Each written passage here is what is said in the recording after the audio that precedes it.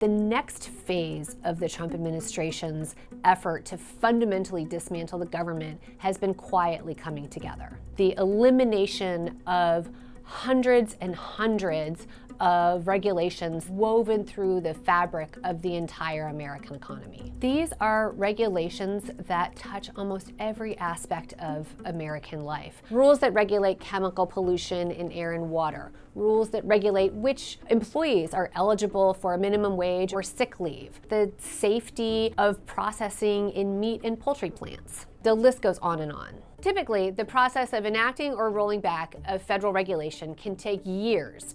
That process was very frustrating to President Trump in his first term.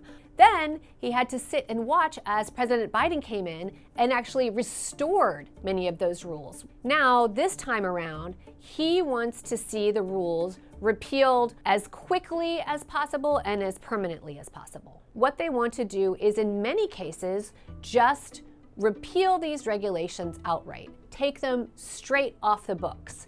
And then other rules, they'll say, we're targeting these rules for elimination. We'll begin the process of taking them off the books, but in the meantime, we're going to direct federal agencies to basically ignore them and stop enforcing them. Underlying these efforts are a pair of recent Supreme Court decisions that serve to really limit the authority that federal agencies have to regulate, as well as a 1985 Supreme Court decision that seems to give the federal government some precedent for ignoring or not enforcing regulations. Proponents of this say there are regulations that have been on the books for over 100 years, and that this exercise is really about clearing out the deadwood, that it's about efficiency.